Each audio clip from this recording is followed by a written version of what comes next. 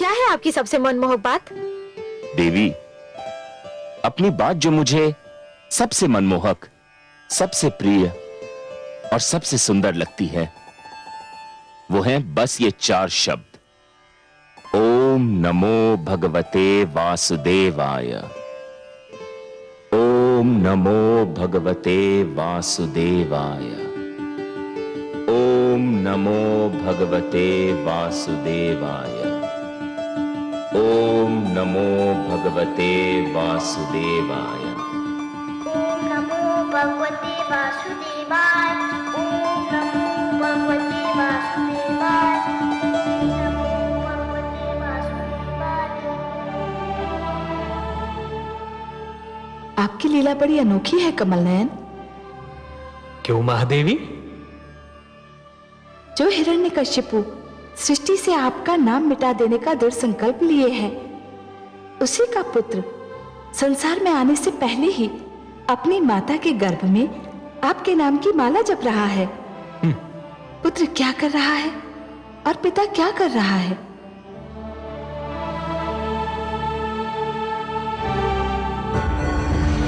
ओम ब्रह्मदेवाय नमः। ओम ब्रह्मदेवाय नमः।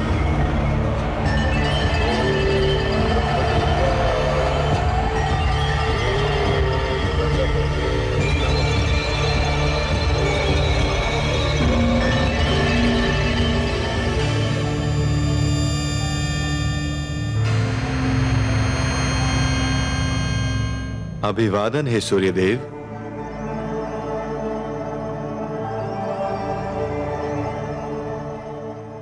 देवराज, आप? हां, परंतु मैं देवराज तो देवताओं के लिए हूं, आपका तो अनुज हूं। आप मेरे ज्येष्ठ भ्राता हैं। परंतु आप आज मार्ग कैसे भूल पड़े? मैं बहुत कष्ट में हूं सूर्यदेव। आप कष्ट में हैं? कौन कष्ट दे रहा है? असुर राज हिरण्यकशिपु। हिरण्यकशिपु? क्या किया है उस दुष्ट ने? वो ब्रह्मा की कृपा के लिए बड़ी घोर तपस्या कर रहा है। उसकी तपस्या का उद्देश्य हम देवताओं को परास्त करना और जगदीश्वर विष्णु से प्रतिशोध लेना है। आपको हमारी सहायता करनी होगी। तो आदेश दे, मैं क्या सेवा कर सकता हूं? वो हिमालय पर्वत पर तपस्या कर रहा है। मैं चाहता हूं कि आप आज थोड़े समय के लिए उसके निकट अपना रथ रोक लें। बस इतनी देर कि वहां का तापमान इतना बढ़ जाए कि वो सहन न कर सके और अपना तप त्याग दे। मुझे आपत्ति तो नहीं है देवराज, परंतु यदि मैं वहां ठहर गया तो केवल आसपास नहीं, दूर दूर तक उसका प्रभाव पड़ेगा। हिम पिघलने लगेगा, नदियों में बाढ़ आ जाएगी, समस्त वनस्पति समाप्त हो जाएगी। बहुत बड़ा संकट आ जाएगा देवराज। हिरण्यकशिपु की तपस्या सफल हो गई तो उससे भी बड़ा संकट आ सकता है भ्राताश्री। जैसी आज्ञा देवराज, परंतु मेरा परामर्श है कि यदि हिरण्यकशिपु ब्रह्मा की तपस्या कर रहा है तो आप ब्रह्मा से प्रार्थना कीजिए कि वो हिरण्यकशिपु को कोई ऐसा वरदान ना दे जो हमारे लिए संकट खड़ा कर दे। वो तो मैं करूंगा। वास्तव में मैं वहीं जा रहा हूं, पर आपको भी अपना उत्तरदायित्व निभाना होगा। अवश्य देवराज, आपके आदेश का पालन होगा।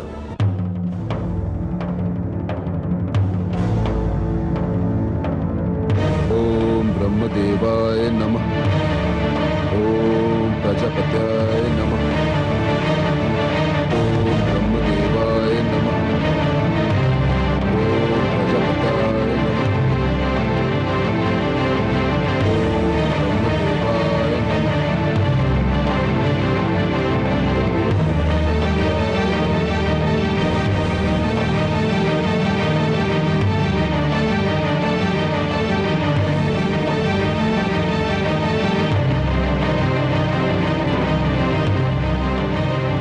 ठहरो सारथी।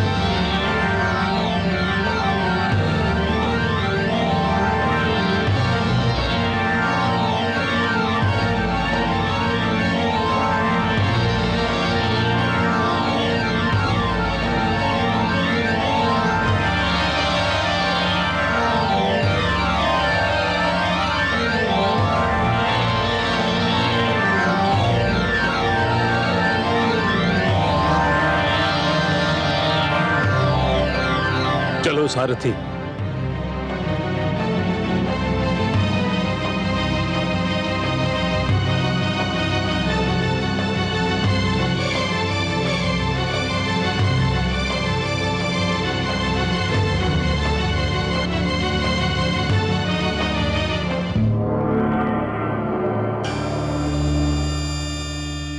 प्रणाम है प्रजापति। स्वागतम देवराज। हे आदि प्रजापति, आपसे एक विनती करने आया हूं। कहिए देवराज, क्या बात है? हे ब्रह्मा, आप तो जानते हैं कि असुरराज हिरण्यकशिपु आपकी तपस्या कर रहा है। हाँ, मैं जानता हूं, और उसकी तपस्या ने मुझे भी चिंतित कर रखा है। हे आदि प्रजापति, हम देवताओं की विनती है कि आप उसे कोई वरदान न दे। वो केवल हमारा नहीं, आपके प्रिय पुत्र मानव का भी शत्रु है। आप उसे जो भी देंगे उसका हमारे और मानवों के विरुद्ध ही प्रयोग होगा। उसकी तपस्या तपस्या नहीं, मात्र छल है। संभवतः आप जो कह रहे हैं उचित कह रहे हैं, परंतु समस्या यह है कि अभी तक तपस्या और वरदान के उद्देश्यों की परिभाषा नहीं बनी है, सीमा निर्धारित नहीं हुई है। मैं स्वयं सोचता हूं कि केवल यह ज्ञान पर्याप्त है कि कोई तपस्या कर रहा है। यह ज्ञान आवश्यक नहीं कि वह तपस्या क्यों कर रहा है। किसी की तपस्या उसके अतिरिक्त शेष सबके लिए हितकर है या कष्टदायक। और वरदान देने वाले का उत्तरदायित्व तो इससे भी महान होना चाहिए आदि प्रजापति। निस्संदेह होना चाहिए। वरदान देने वाले के लिए भी यह आवश्यक है कि वो केवल तपस्या से प्रसन्न न हो जाए, उसे तपस्या के उद्देश्य में भी झांक कर देखना चाहिए। वो तपस्या जो औरों के लिए हानिकारक हो, वरदान के योग्य नहीं होती। आशुतोष शिवशंकर ने दैत्य गुरु शुक्राचार्य को संजीवनी का वरदान दिया तो था, पर उसने उसका दुरुपयोग किया और फिर अमृत की प्राप्ति के लिए समुद्र मंथन करना पड़ा। इसीलिए तो आपसे विनती कर रहा हूं कि आप हिरण्यकशिपु को कोई वरदान न दे। अभी तक कोई ऐसा विधान तो नहीं, कोई उदाहरण भी नहीं कि किसी ने तपस्वी को वरदान न दिया हो। मैं भरसक प्रयत्न कर रहा हूं कि मुझे हिरण्यकशिपु के पास न जाना पड़े, और यदि जाने पर विवश हो जाऊं तो उसे कोई ऐसा वरदान न दूं जो सृष्टि के लिए संकट बन जाए। परंतु हे देवराज, ऐसा कठोर तप किसी साधारण व्यक्ति की बात नहीं।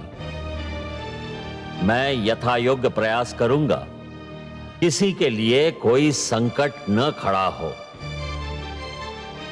धन्यवाद है आदि प्रजापति, आपका कोटि कोटि धन्यवाद।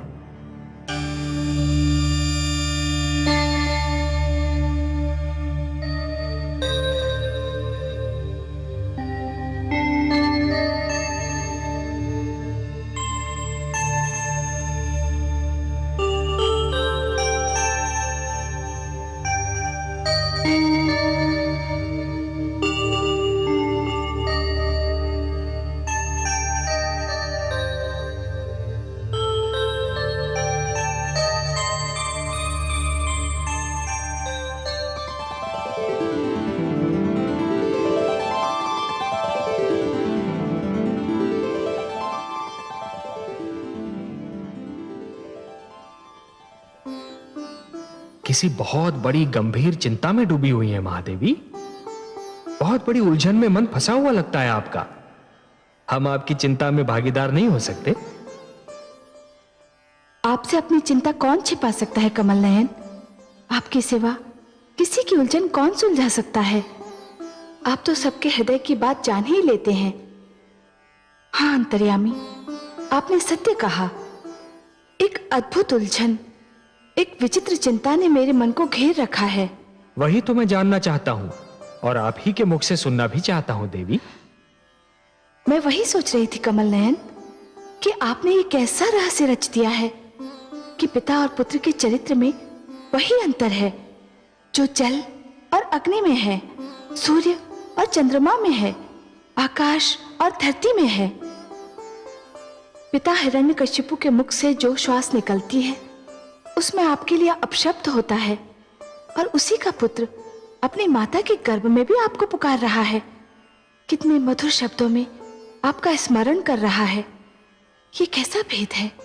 ये कैसा रहस्य है? कोई रहस्य नहीं महादेवी, कोई भेद नहीं। हाँ, एक उद्देश्य अवश्य है। क्या उद्देश्य है आपका कमल नयन? महादेवी, मैं समस्त संसार को यह बताना चाहता हूं कि कोई भी व्यक्ति जन्म से सुर या असुर नहीं होता। उसे सुर या असुर बनाते हैं उसके कर्म, उसका चरित्र और उसकी प्रवृत्ति। हे महादेवी, जिस प्रकार वृक्ष पर उगने वाले पुष्प और फल आवश्यक नहीं कि उसी रंग के हों जिस रंग का वृक्ष है, उसी प्रकार आवश्यक नहीं कि हर पुत्र कर्मों में, चरित्र में और प्रवृत्ति में अपने पिता के समान हो। यदि कोई सुर का पुत्र दुष्कर्म करेगा तो असुर कहलाएगा, और यदि कोई असुर पुत्र चरित्रवान होगा तो सुर कहलाएगा। परंतु हे सर्वेश्वर, क्या अच्छा ना होता कि हिरण्यकशिपु का पुत्र किसी देव पुरुष के घर में जन्म लेता? हाँ, तब तो ये एक साधारण घटना बन जाती ना महादेवी। ये कहानी इतनी रुचिकर न बन पाती।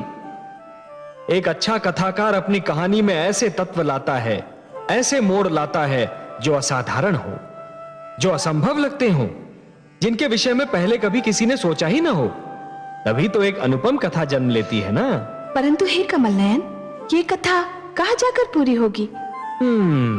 यदि कथा का अंत कथा के मध्य में ही ज्ञात हो जाए तो कथा का सारा आनंद ही चला जाता है महादेवी। वो रूखी फीकी हो जाती है। अभी तो कथा का नायक कयाधु के गर्भ में है, उसे जन्म तो ले लेने दीजिए। यदि हिरण्यकशिपु की तपस्या सफल हो गई तो इस शिशु का जीवन दूभर हो जाएगा। कथा का एक अंश है हिरण्यकशिपु की तपस्या, कठोर और सराहनीय तपस्या, और कथा का दूसरा अंश है उसके घर एक ऐसे बालक का जन्म जो इतिहास रचने वाला है। महादेवी, इन दो अंशों में से एक अंश भी ना हो तो यह कथा अधूरी रह जाएगी। आप तो बस समय पर दृष्टि रखिए महादेवी। ओम ब्रह्मदेवाय नमः। ओम प्रजापत्याय नमः। ओम ब्रह्मदेवाय नमः। ओम प्रजापत्याय नमः। ओम ब्रह्मदेवाय नमः। ओम प्रजापत्याय नमः। ओम ब्रह्मदेवाय नमः।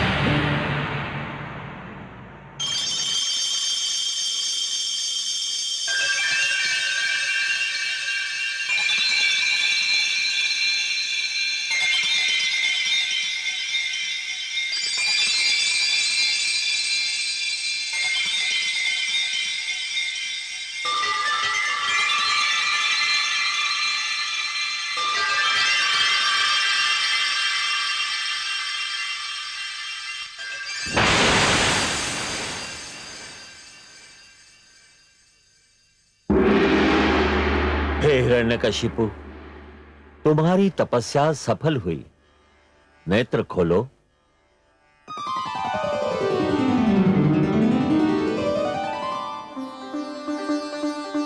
जय ब्रह्म देवता, जय आदि प्रजापति, जय हो।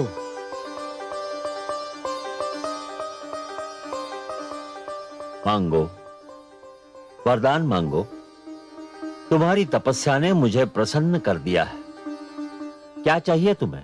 हे विधाता, यदि आप मेरे कठोर तप से प्रसन्न हैं, तो मुझे ये वरदान दीजिए कि मैं मृत्यु पर विजय प्राप्त कर लूं। असंभव। हे हिरण्यकशिपु, तुम वो वरदान मांग रहे हो जिसे देना मेरे वश में नहीं। जीवन और मृत्यु सृष्टि के ऐसे नियम हैं जिन्हें कोई नहीं तोड़ सकता। यदि यह नियम टूट जाएगा तो सृष्टि का संतुलन बिगड़ जाएगा। यूं भी मृत्यु भोले शंकर महादेव का क्षेत्र है और मैं उस क्षेत्र में हस्तक्षेप भी नहीं कर सकता। मैं तुम्हें मृत्यु पर विजय पाने का वरदान देने में असमर्थ हूं। कुछ और मांगो। तो मृत्यु पर विजय प्राप्त करने के अतिरिक्त मैं जो भी मांगूंगा आप मुझे देंगे ब्रह्मदेव? मैं वचनबद्ध हूं। प्रजापति, फिर मैं ये वरदान मांगता हूं कि ना मैं घर के भीतर मरूं और ना घर के बाहर। तथास्तु।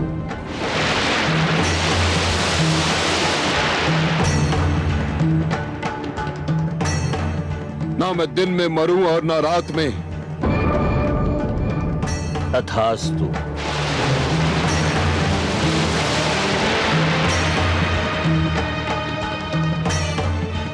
ना मुझे मनुष्य मार सके ना पशु। तथास्तु।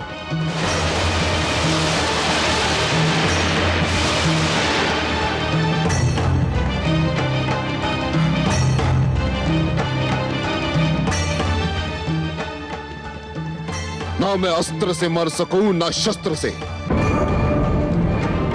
तथास्तु।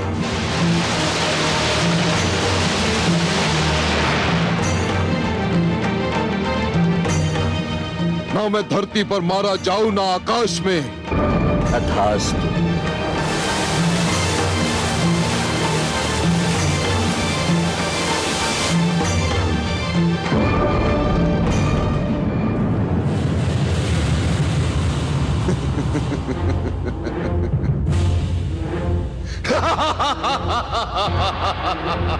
हे विष्णु,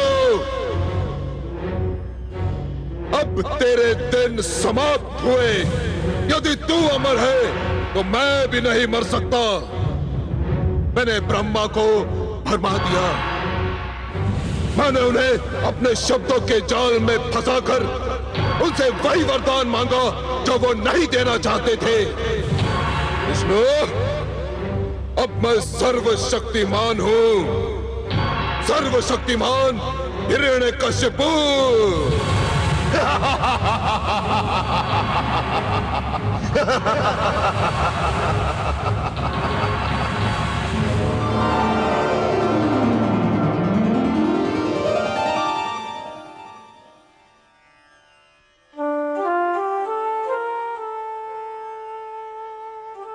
हे पद्मनाभ, आपने तो कहा था कि हिरण्यकशिपु ने आपसे शत्रुता पर कमर कसकर अपनी मृत्यु का बहाना ढूंढ लिया है। हाँ महादेवी, मैंने ऐसा ही कहा था, स्मरण है मुझे। पर उसे तो आदि प्रजापति ने ऐसा वरदान दे दिया है कि अब उसकी मृत्यु असंभव लग रही है। असंभव लग रही है देवी, असंभव है नहीं। हे महादेवी, जिस प्रकार सूर्य का उदय होता है अस्त होने के लिए, दीपक जलता है बुझने के लिए तथा पुष्प खिलता है मुरझाने के लिए, उसी प्रकार जीवन का जन्म होता है मृत्यु को पाने के लिए। केवल दो को छोड़कर सभी को मृत्यु का स्वाद तो चखना ही है। दो? वो दो कौन है जिनको मृत्यु नहीं आ सकती?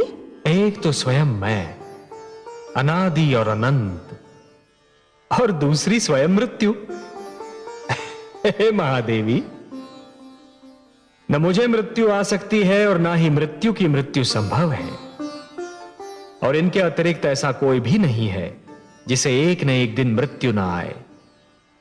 इसलिए आप तो निश्चिंत रहिए महादेवी, हिरण्यकशिपु को भी एक दिन मरना ही होगा। पर हे कमल नयन, उसको ब्रह्मा जी ने जो वरदान दिया वो सुना आपने? सुना महादेवी, भली भांति सुना, पर इसमें अचरज की क्या बात है? जो आवश्यकता से अधिक चतुर बनने का प्रयास करता है, अंत में सिद्ध होता है कि उससे बड़ा मूर्ख कोई न था।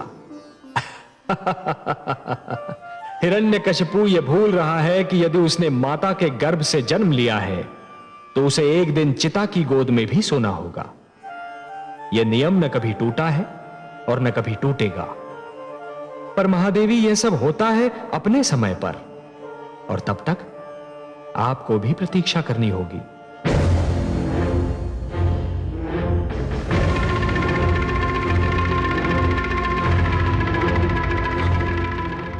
महारानी कयादू, महारानी कहां है आप? महारानी कयादू कहां है आप? महारानी,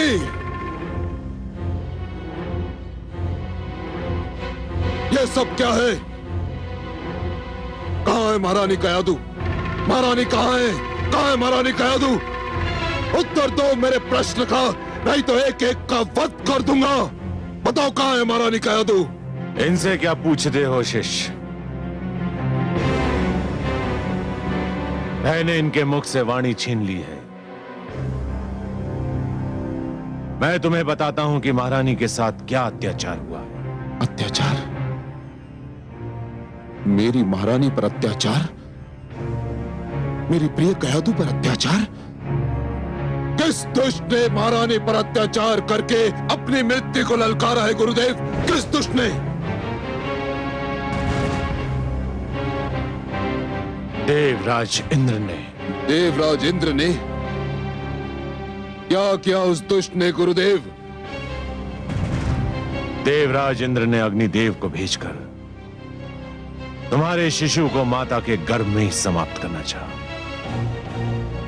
जब वो असफल हो गया तो देवराज स्वयं आया और महारानी कयादू का अपहरण कर ले गया। ले गया? अपहरण कर ले गया? और विडाल, मेरा सेनापति, उसके होते हुए दुष्ट इंद्र ने महारानी से दुर्व्यवहार का साहस कैसे किया गुरुदेव? विडाल बड़ी वीरता से लड़ा शिष्य, बड़ी वीरता से। जब तक उसके शरीर में प्राण रहे उसने देवराज इंद्र को महारानी कयादू के कक्ष में प्रवेश नहीं करने दिया। परंतु में वह देवराज के हाथों वीर गति को प्राप्त हो गया। देवराज इंद्र, तुमने देवलोक के विध्वंस को निमंत्रण कर दिया है। मैं आ रहा हूं देवलोक पर प्रलय बनकर टूटने, देवलोक का सर्वनाश करने, तुम्हारा सिंहासन छीनने। तुमने सर्वशक्तिमान को चुनौती दी है, सर्वशक्तिमान हिरण्यकशिपु को। अब तुम्हें कोई बचा नहीं सकता, तुम्हारा विष्णु भी नहीं। मैं आ रहा हूं इंद्र, मैं आ रहा हूं। मैं मां हूं, धरती मां। क्रिया अनुचित हो तो ये आशा रखना कि उसकी प्रतिक्रिया अनुचित नहीं होगी। ऐसा ही होगा जैसे कोई भड़कती हुई ज्वाला को छुए और ये आशा करे कि उसका हाथ नहीं जलेगा।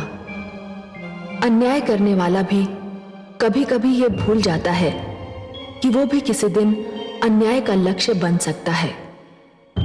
देवराज इंद्र ने जब हिरण्यकशिपु की पत्नी कयाधु का अपहरण करना चाहा तो मैं जान गई कि इसकी प्रतिक्रिया भी उतनी ही भयंकर होगी। यही हुआ भी कि हिरण्यकशिपु जब अपना तप पूरा करके लौटा और उसको सारा वृत्तांत मालूम हुआ तो वो क्रोध से पागल हो गया। उसने पूरी शक्ति से देवलोक पर आक्रमण कर दिया। उसका आक्रमण इतना अचानक और शक्तिशाली था कि देवसेना उसके आगे ठहर न सकी। हिरण्यकशिपु देवसेना को काटता पीटता देवलोक पर वज्र की भांति टूट पड़ा। देवसेना परास्त होकर रणभूमि से भाग गई। इस बार तो मुझे भी लगा कि हिरण्यकशिपु का क्रोध पूर्णतः अनुचित नहीं था। देवराज को उनके किए का दंड मिलना ही चाहिए था।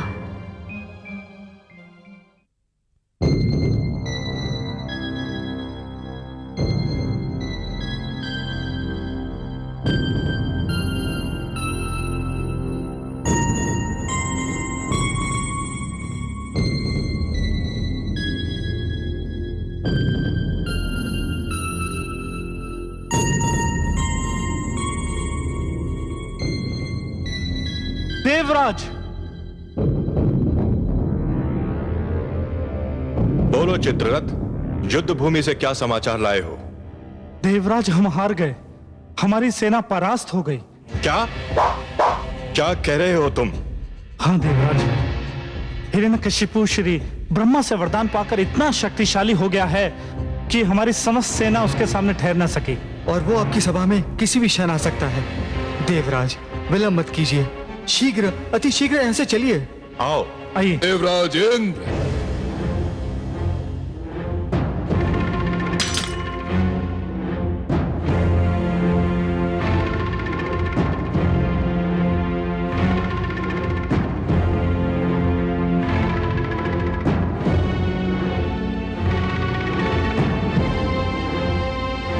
देवराज इंद्र, अपने अस्त्र फेंक दो और अपनी पराजय स्वीकार कर लो।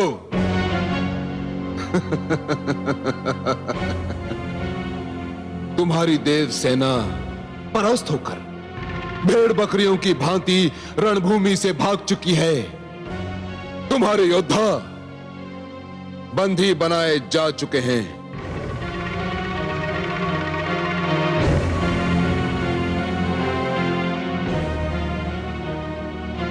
तुम अब देवराज नहीं, एक दुर्बल और शक्तिहीन व्यक्ति रह गए हो। फेंक दो अपने शस्त्र।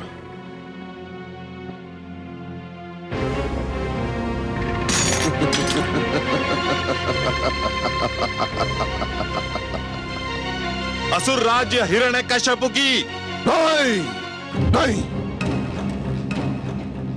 असुर राज हिरण्यकशिपु की जय नहीं।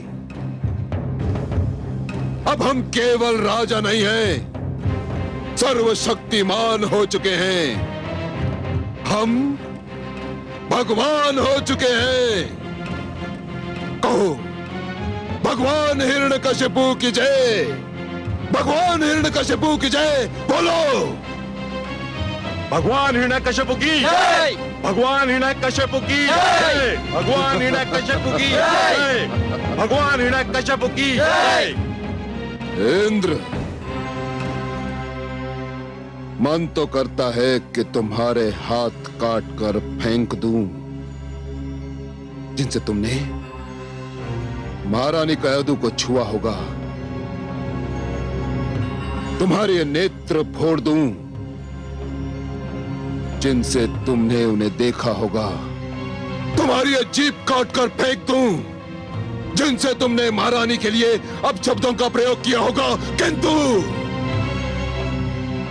किंतु मेरा लक्ष्य तो तुम्हारे परम पूज्य भगवान विष्णु हैं।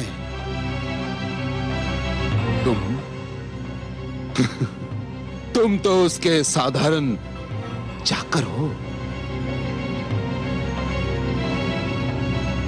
तुम देवता स्वयं को श्रेष्ठ समझते हो, सब भी कहते हो। मानव तुम्हें अपना आदर्श मानता है। तुम्हें भी घमंड है अपने आचरण पर। किंतु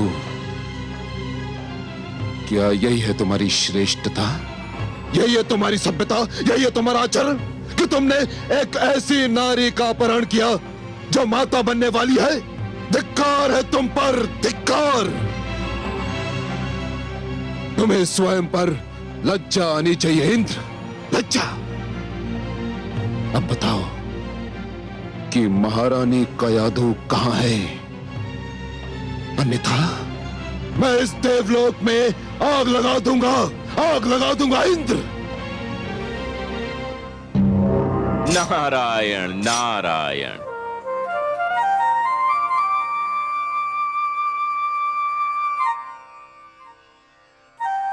हे असुरराज, आग की लपटें महारानी कयाधु की कुशलता का समाचार नहीं दे सकती।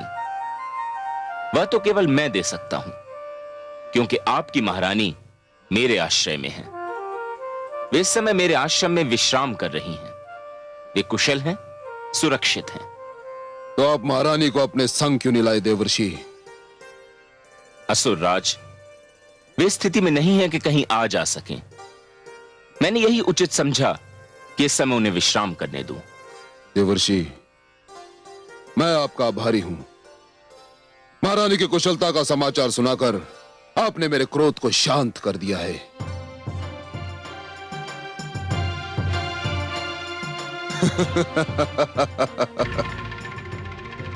इसी सिंहासन पर बैठकर तुम स्वयं को महान समझते थे ना? इसी सिंहासन ने तुम्हें महानता प्रदान की थी ना? किंतु अब ये जान लो इंद्र कि ये सिंहासन अब मेरा है और मेरा ही रहेगा, और तुम सबको मेरी महानता के समक्ष सिर झुकाना ही होगा। सेनापति अश्वमित्र। आज्ञा भगवान। देवराज इंद्र को समस्त देवताओं सहित देवलोक की सीमाओं से बाहर निकाल दो, और इनमें से यदि कोई भी उत्पात करने की चेष्टा करे तो उसके पैरों में बेड़ियां डालकर कारागार के अंधेरों में फेंक दो। जाओ। जो आज्ञा भगवान। चलिए।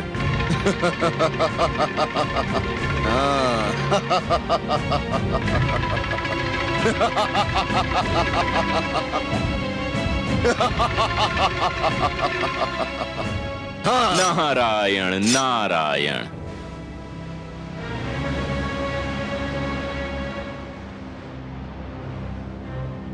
देवर्षि नारद, मुझे विष्णु के नाम से घृणा है, किंतु आपने महारानी की रक्षा करके मुझ पर ऋण का ऐसा बोझ रख दिया है कि मैं जीवन भर अपना सिर नहीं उठा सकता।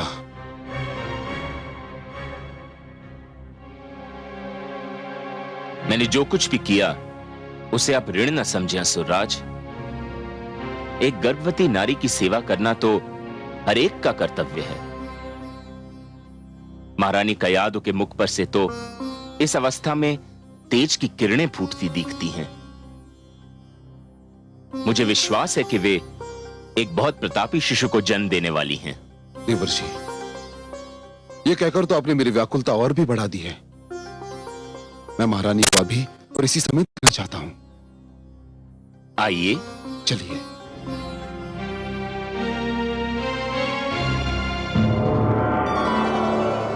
देखा आपने कमल नयन, देखा आपने? दुष्ट हिरण्यकशिपु इंद्रासन पर विराजमान हो गया है। तो क्या हुआ महादेवी? अब सब उसे महान नहीं समझेंगे। इंद्रासन पर विराजमान होने वाला महान नहीं कहलाता। नहीं महादेवी, नहीं। और जो ऐसा समझेगा वो भूल करेगा। कोई व्यक्ति केवल इसलिए महान नहीं हो जाता कि उसे एक महान पद मिल गया हो, एक महान सिंहासन मिल गया हो। सिंहासन किसी को महान नहीं बनाते देवी, महान तो बनाते हैं महान कर्म। जिस प्रकार केवल पुष्प की डाली पर होने से ही कांटों में सुगंध नहीं आती, उसी प्रकार केवल किसी आसन पर बैठने से व्यक्ति महान नहीं हो जाता। हां, यदि कोई महान व्यक्ति साधारण से आसन पर भी बैठ जाए तो वो साधारण आसन महान अवश्य हो जाता है। मुझे बस इतना बता दीजिए कमल नयन कि इंद्रासन अब सदा के लिए हिरण्यकशिपु का तो नहीं हो जाएगा ना? कोई भी सिंहासन सदा के लिए किसी का नहीं होता महादेवी। हाँ, उस सिंहासन पर बैठने वाला यह प्रयास अवश्य करता है कि सिंहासन उससे कभी न छूटे, पर एक न एक दिन सिंहासन को उसे छोड़ना ही पड़ता है। अब देवराज को ही देख लीजिए, क्या उन्होंने कभी सोचा था कि इंद्रासन उन्हें छोड़ना पड़ेगा? परंतु आज उन्हें विवश होकर, अपमानित होकर इंद्रासन को छोड़ना ही पड़ा।